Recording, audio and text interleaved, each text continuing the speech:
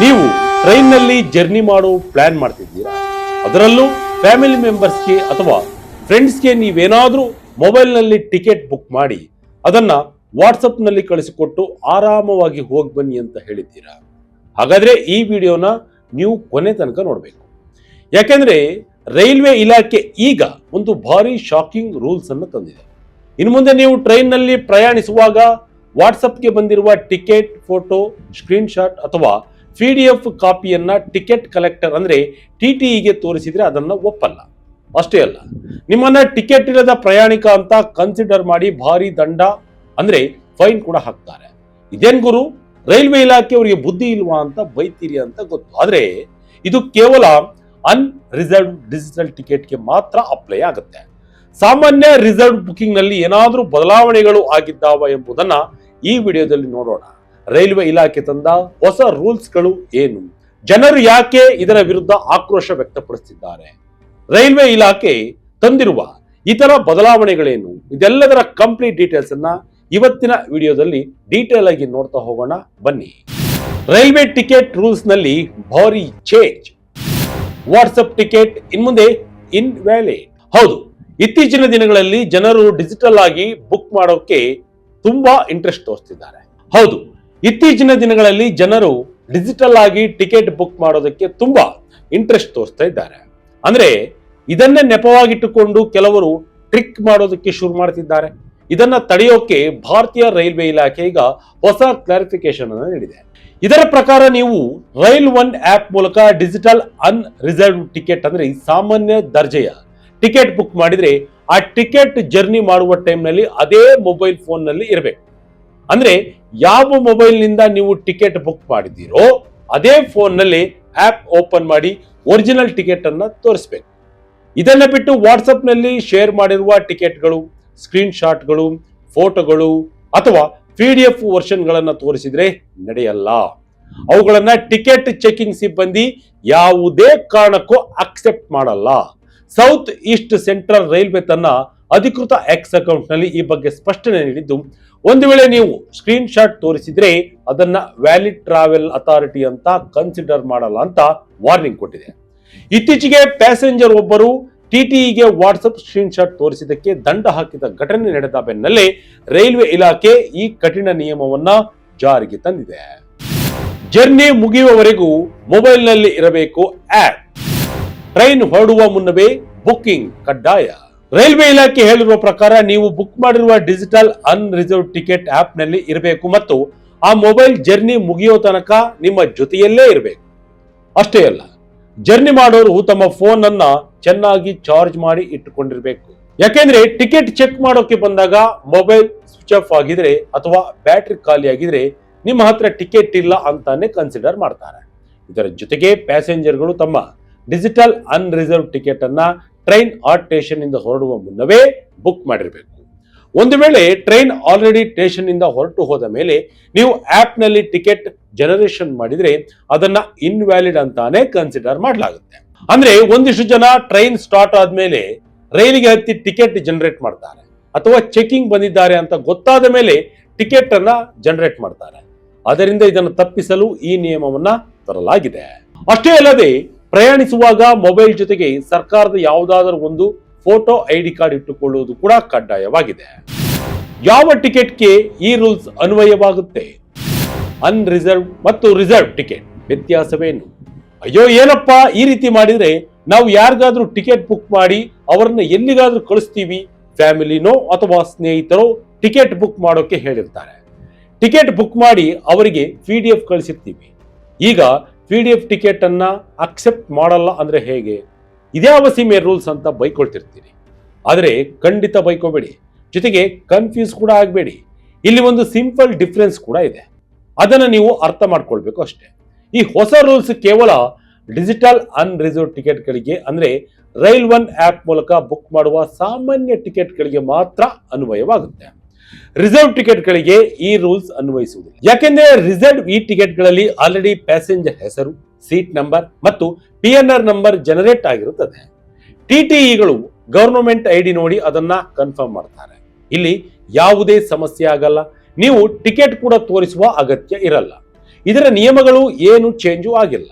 ಇಲ್ಲಿ ನೀವು ಮೊದಲಿನಂತೆ ಪ್ರಯಾಣಿಸಬಹುದು.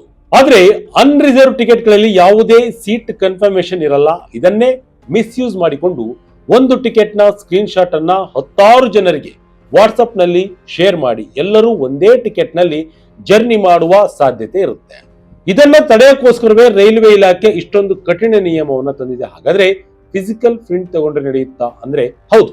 ನೀವು ಅನ್ರಿಸರ್ವ್ ಟಿಕೆಟ್ ಪ್ರಿಂಟ್ ತೆಗೆದುಕೊಂಡ್ರೆ ಆ ಒರಿಜಿನಲ್ ಪೇಪರ್ ಕಾಪಿಯನ್ನ ನಿಮ್ಮ ಜೊತೆ ಇಟ್ಕೊಳ್ಬಹುದು. ಆದ್ರೆ ಪೇಪರ್ಲೆಸ್ ಡಿಜಿಟಲ್ ಟಿಕೆಟ್ ಬುಕ್ ಮಾಡಿದ್ರೆ ಮಾತ್ರ ಒರಿಜಿನಲ್ ಆಪ್ ನಲ್ಲೇ ತೋರಿಸಬೇಕು. ಅರ್ಥ ಆಯ್ತು ಅನ್ಕೋತೀನಿ. ಇದು ಜಗದ್ಗುರುಗಳ ಅವಿವೇಕದ ನಿಯಮ. ರೈಲ್ವೆ ರೂಲ್ಸ್ ವಿರುದ್ಧ ಜನರ ಆಕ್ರೋಶ. ರೈಲ್ವೆ ಇಲಾಖೆಯ ಈ ಹೊಸ ನಿಯಮ ಹೊರಬೀಳ್ತಿದ್ದಂತೆ ಸೋಷಿಯಲ್ ಮೀಡಿಯಾದಲ್ಲಿ ಜನ ಭಾರಿ ಆಕ್ರೋಶವನ್ನ ವ್ಯಕ್ತಪಡಿಸುತ್ತಿದ್ದಾರೆ. ಪ್ರಾಯೋಗಿಕವಾಗಿ ಈ ನಿಯಮ ಎಷ್ಟು ಕಷ್ಟ ಅನ್ನೋದನ್ನ ಜನರು ಉದಾಹರಣೆ ಸಮೇತ ವಿವರಿಸುತ್ತಿದ್ದಾರೆ. ಒಬ್ಬ ಯೂಸರ್ಸ್ ಬರೆದಿದ್ದಾರೆ, ನನ್ನ ಫ್ಯಾಮಿಲಿಗೆ ನಾನೇ ಆನ್ಲೈನ್ ನಲ್ಲಿ ಟಿಕೆಟ್ ಬುಕ್ ಮಾಡ್ತೀನಿ. ಜರ್ನಿ ಮಾಡೋದು ನನ್ನ ಫ್ಯಾಮಿಲಿ. ಈಗ ನಾನು ವಾಟ್ಸಪ್ ನಲ್ಲಿ ಟಿಕೆಟ್ ಕಳಿಸಿದ್ರೆ ನಡೆಯಲ್ಲ ಅಂದ್ರೆ ಹೇಗೆ? ನಾನು ಟಿಕೆಟ್ ಜೊತೆ ನನ್ನ ಮೊಬೈಲ್ ಫೋನ್ ಅನ್ನು ಅವರಿಗೆ ಕೊಟ್ಟು ಕಳಿಸ್ಬೇಕಾ? ಇದು ಒಂಥರ ದಬ್ಬಾಳಿಕೆ ಅಂತ ಆಕ್ರೋಶವನ್ನ ಹೊರಹಾಕಿದ್ದಾರೆ. ಇನ್ನೊಬ್ಬ ಯೂಸರ್ಸ್ ಕಮೆಂಟ್ ಮಾಡಿ, ಎಲ್ಲರಿಗೂ ಆಪ್ ಬಳಸೋಕೆ ಬರಲ್ಲ. ವಯಸ್ಸಾದವರಿಗೆ ಮತ್ತು ಹಳ್ಳಿ ಜನರಿಗೆ ಈ ರೈಲ್ ಒನ್ ಆಪ್ ಬಳಸುವುದು ಹೇಗೆ ಅಂತ ಗೊತ್ತಿರಲ್ಲ. ರೂಲ್ಸ್ ಮಾಡುವಾಗ ಇವರ ಬಗ್ಗೆ ಯಾಕೆ ಯೋಚನೆ ಮಾಡಲ್ಲ? ಇದು ಪ್ರಾಪರ್ ಸಿಸ್ಟಮ್ ಅಲ್ಲ, ಇದೊಂದು ದೊಡ್ಡ ಕನ್ಫ್ಯೂಷನ್ ಅಂತ ಬರೆದಿದ್ದಾರೆ. ನಿಜಕ್ಕೂ ವಯಸ್ಸಾದವರು ಅಥವಾ ಬೇರೆಯವರ ಸಹಾಯದಿಂದ ಟಿಕೆಟ್ ಬುಕ್ ಮಾಡಿಸಿಕೊಳ್ಳುವವರಿಗೆ ಈ ರೂಲ್ಸ್ ದೊಡ್ಡ ತಲೆನೋವಾಗಿ ಪರಿಣಮಿಸಿದೆ ಅನ್ನೋದು ಸುಳ್ಳಲ್ಲ. ರೈಲ್ವೆ ಇಲಾಖೆ ಈ ಕಳವಳಗಳ ಬಗ್ಗೆ ಯಾವ ರೀತಿ ಪ್ರತಿಕ್ರಿಯಿಸುತ್ತೆ ಎಂಬುದನ್ನ ಕಾದು ನೋಡಬೇಕಿದೆ. ಯಾಕೆಂದ್ರೆ ಜನ ಕೇಳಿರೋದು ಬಹಳ ವ್ಯಾಲಿಡ್ ಪ್ರಶ್ನೆಗಳೇ ಆಗಿವೆ. ಟೆಕ್ನಿಕಲಿ ಏನಾದರೂ ಒಂದು ಸೊಲ್ಯೂಷನ್ ಬರಲೇಬೇಕು. ಉದಾಹರಣೆಗೆ ಬಾರ್ಕೋಡ್ ಅಥವಾ QR ಕೋಡ್ಗಳನ್ನ ಟಿಕೆಟ್ ನಲ್ಲಿ ತಂದ್ರೆ ಸ್ವಲ್ಪ ಸಮಸ್ಯೆ ಕಡಿಮೆ ಆಗಬಹುದು. ನೋಡೋಣ ಏನ್ ಮಾಡ್ತಾರೆ ಅಂತ. ಬುಕಿಂಗ್ ಅವಧಿ 120 ದಿನದಿಂದ 60 ದಿನಕ್ಕೆ ಕಡಿತ. ಟಿಕೆಟ್ ಕಾಳದಂತೆಗೆ ಬ್ರೇಕ್ ಹಾಕಲು ಹೊಸ ಪ್ಲಾನ್. ಇದೇ ಸಮಯದಲ್ಲಿ ರೈಲ್ವೆ ಇಲಾಖೆ ಇನ್ನೊಂದು ಬಾರಿ ದೊಡ್ಡ ಬದಲಾವಣೆಯನ್ನು ತಂದಿದೆ. ಟ್ರೈನ್ ಟಿಕೆಟ್ ಅಡ್ವಾನ್ಸ್ಡ್ ರಿಸರ್ವೇಶನ್ ಮಾಡುವ ಟೈಮ್ ಲಿಮಿಟ್ ಅನ್ನ 120 ದಿನಗಳಿಂದ 60 ದಿನಗಳಿಗೆ ಕಡಿತಗೊಳಿಸಲಾಗಿದೆ. ಅಂದ್ರೆ ಇನ್ನು ಮುಂದೆ ನೀವು ಕೇವಲ 2 ತಿಂಗಳು ಮುಂಚಿತವಾಗಿ ಮಾತ್ರ ಟ್ರೈನ್ ಟಿಕೆಟ್ ಬುಕ್ ಮಾಡಬಹುದು. ನೀವು ಡಿಸೆಂಬರ್ ನಲ್ಲಿ ಎಲ್ಲಿಗೋ ಹೋಗ್ತೇನೆ ಅಂತ ಟ್ರೈನ್ ಸೀಟ್ ಸಿಗುತ್ತೋ ಇಲ್ವೋ ಅಂತ ಆಗಸ್ಟ್ ನಲ್ಲಿಯೇ ಟಿಕೆಟ್ ಬುಕ್ ಮಾಡೋಕೆ ಹೋದ್ರೆ ಟಿಕೆಟ್ ಬುಕ್ ಆಗಲ್ಲ. 60 ದಿನಗಳ ಲಿಮಿಟ್ ಇದೆ, ನೆನಪಿನಲ್ಲಿರಲಿ. ಆದ್ರೆ ಈ ವರ್ಷ ಅಕ್ಟೋಬರ್ 31ರ ಒಳಗೆ ಮಾಡಲಾಗಿರುವ ಎಲ್ಲಾ ಬುಕಿಂಗ್ಗಳು ಹಾಗೆ ಇರ್ತವೆ. ಅವುಗಳಲ್ಲಿ ಯಾವುದೇ ಬದಲಾವಣೆ ಇರಲ್ಲ. ರೈಲ್ವೆ ಇಲಾಖೆ ಪ್ರಕಾರ 120 ದಿನಗಳ ಮುಂಚಿತವಾಗಿ ಬುಕ್ ಮಾಡ್ತಿದ್ದ ಟಿಕೆಟ್ಗಳಲ್ಲಿ 21% ಟಿಕೆಟ್ಗಳು ಕ್ಯಾನ್ಸಲ್ ಆಗಿತ್ತು. ಇದರಿಂದ ಕಾಳದಂಧೆ ಮತ್ತು ಟಿಕೆಟ್ ಹೋಲ್ಡಿಂಗ್ ಹೆಚ್ಚಾಗಿತ್ತು. ಇದನ್ನ ತಡೆದು ಸಾಮಾನ್ಯ ಪ್ರಯಾಣಿಕರಿಗೆ ಸುಲಭವಾಗಿ ಸೀಟ್ ಸಿಗುವಂತೆ ಮಾಡಲು ಈ ನಿಯಮವನ್ನ ತರಲಾಗಿದೆ. ಆದರೆ ತಾಜ್ ಎಕ್ಸ್ಪ್ರೆಸ್ ಮತ್ತು ಗೋಮತಿ ಎಕ್ಸ್ಪ್ರೆಸ್ ನಂತಹ ಕೆಲವು ಡೇ ಟೈಮ್ ಎಕ್ಸ್ಪ್ರೆಸ್ ಟ್ರೈನ್ಗಳಿಗೆ ಕಡಿಮೆ ಸಮಯದ ಮಿತಿ ಮುಂದುವರೆಯಲಿದೆ. ಹಾಗೆಯೇ ವಿದೇಶಿ ಪ್ರವಾಸಿಗರಿಗೆ ಇರುವ 365 ದಿನಗಳ ಅಡ್ವಾನ್ಸ್ ಬುಕಿಂಗ್ ನಿಯಮದಲ್ಲಿ ಯಾವುದೇ ಬದಲಾವಣೆಯನ್ನ ರೈಲ್ವೆ ಇಲಾಖೆ ಪರಿಚಯಿಸಿಲ್ಲ. ರೈಲ್ವೆ ಸಚಿವರ 5 ಬಿಗ್ ರಿಫಾರ್ಮ್ಸ್ ಘೋಷಣೆ. Ticket cancellation, boarding rules change.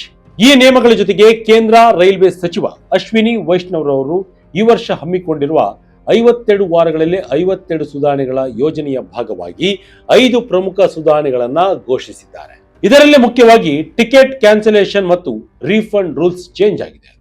Train ಹೊರಡುವ 72 ಗಂಟೆಗಳ ಮುಂಚಿತವಾಗಿ ಟಿಕೆಟ್ ಕ್ಯಾನ್ಸಲ್ ಮಾಡಿದ್ರೆ ಕೇವಲ ಫ್ಲಾಟ್ ಕ್ಯಾನ್ಸಲೇಷನ್ ಚಾರ್ಜ್ ಮಾತ್ರ ಕಟ್ ಆಗುತ್ತೆ. ಆದರೆ 72 ಗಂಟೆಗಳಿಂದ 24 ಗಂಟೆಗಳ ಒಳಗೆ ಕ್ಯಾನ್ಸಲ್ ಮಾಡಿದ್ರೆ 25% ಹಣ ಕಟ್ ಆಗುತ್ತೆ. 24 ಗಂಟೆಯಿಂದ 8 ಗಂಟೆಗಳ ಒಳಗೆ ಕ್ಯಾನ್ಸಲ್ ಮಾಡಿದ್ರೆ 50% ಕಟ್ ಆಗುತ್ತೆ. ಇನ್ನು ಟ್ರೈನ್ ಹೊರಡೋಕೆ 8 ಗಂಟೆಗಿಂತ ಕಡಿಮೆ ಸಮಯ ಇರುವಾಗ ಕ್ಯಾನ್ಸಲ್ ಮಾಡಿದ್ರೆ ₹1 ಕೂಡ ರೀಫಂಡ್ ಸಿಗಲ್ಲ. ಇದರ ಜೊತೆಗೆ ಮತ್ತೊಂದು ಖುಷಿ ಸುದ್ದಿ ಅಂದ್ರೆ ನೀವು ಬೋರ್ಡಿಂಗ್ ಪಾಯಿಂಟ್ ಅನ್ನ ಟ್ರೈನ್ ಹೊರಡುವ 30 ನಿಮಿಷಗಳ ಮುಂಚಿತವಾಗಿ ಚೇಂಜ್ ಮಾಡಿಕೊಳ್ಳಬಹುದು. ಈ ಹಿಂದೆ ಚಾರ್ಟ್ ಪ್ರಿಪರೇಷನ್ ಮುಂಚೆ ಮಾತ್ರ ಈ ಅವಕಾಶ ಇತ್ತು, ಅದು ಈಗ ಚೇಂಜ್ ಆಗಿದೆ. ಅಷ್ಟೇ ಅಲ್ಲ, ರೈಲ್ವೆ ಕೌಂಟರ್ ಟಿಕೆಟ್ಗಳನ್ನ ದೇಶದ ಯಾವುದೇ ರೈಲ್ವೆ ಟಿಕೆಟ್ ಕೌಂಟರ್ನಾದರೂ ಕ್ಯಾನ್ಸಲ್ ಮಾಡಬಹುದು ಅನ್ನೋ ಹೊಸ ಸೌಲಭ್ಯ ಕೂಡ ಬಂದಿದೆ. ಒಟ್ಟಿನಲ್ಲಿ ರೈಲ್ವೆ ಇಲಾಖೆಯ ಟಿಕೆಟ್ ದುರ್ಬಳಕೆ ತಡೆಯಲು ಮತ್ತು ಪ್ರಯಾಣಿಕರಿಗೆ ಸೂಕ್ತ ಸೌಲಭ್ಯವನ್ನು ಕಲ್ಪಿಸಲು ಹಲವು ನಿಯಮಗಳನ್ನು ತರುತ್ತಿದ್ದರೂ ವಾಟ್ಸಪ್ ಟಿಕೆಟ್ ಬ್ಯಾನ್ ಮಾಡಿರೋದು ಸಾಮಾನ್ಯ ಜನರಿಗೆ ಮತ್ತು ಮಧ್ಯಮ ವರ್ಗದ ಕುಟುಂಬಗಳಿಗೆ ತೀವ್ರ ಸಮಸ್ಯೆಯನ್ನ ಸೃಷ್ಟಿಸಿದೆ ಅನ್ನೋದಂತೂ ಸತ್ಯ. ಮೊಬೈಲ್ನಲ್ಲಿ ಚಾರ್ಜ್ ಇರಬೇಕು, ಬುಕ್ ಮಾಡಿದ ತಕ್ಷಣ ಮೊಬೈಲ್ ಜೊತೆಯಲ್ಲೇ ಇರಬೇಕು ಅನ್ನೋ ರೂಲ್ಸ್ ನಿಜಕ್ಕೂ ಪ್ರಯಾಣಿಕರಿಗೆ ಚಾಲೆಂಜ್ ಆಗಲಿದೆ. ನೀವೇನಾದ್ರೂ ಇನ್ ಮುಂದೆ ಡಿಜಿಟಲ್ ಅನ್ರಿಸರ್ವ್ ಟಿಕೆಟ್ ಬುಕ್ ಮಾಡೋದಾದ್ರೆ ಅದೇ ಫೋನ್ ತಗೊಂಡು ಹೋಗೋದನ್ನ ಮರಿಬೇಡಿ. ಇಲ್ಲದಿದ್ರೆ ಸುಮ್ಮನೆ ದಂಡ ತೆರಬೇಕಾಗಬಹುದು. ರೈಲ್ವೆ ಇಲಾಖೆಯ ಈ ಹೊಸ ನಿಯಮದ ಬಗ್ಗೆ ನಿಮಗೆ ಅನಿಸಿದ್ದನ್ನ ಕಮೆಂಟ್ ಮೂಲಕ ತಿಳಿಸಿ. ಇದಾಗಿತ್ತು ಈ ಕ್ಷಣದ ಇಂಟ್ರೆಸ್ಟಿಂಗ್ ಸ್ಟೋರಿ. ಇದೇ ರೀತಿಯ ಸ್ಟೋರಿಗಳಿಗಾಗಿ Vijaya Karnataka website, YouTube page, Facebook page follow ಮಾಡ್ತಾ ಇರಿ. ಧನ್ಯವಾದಗಳು.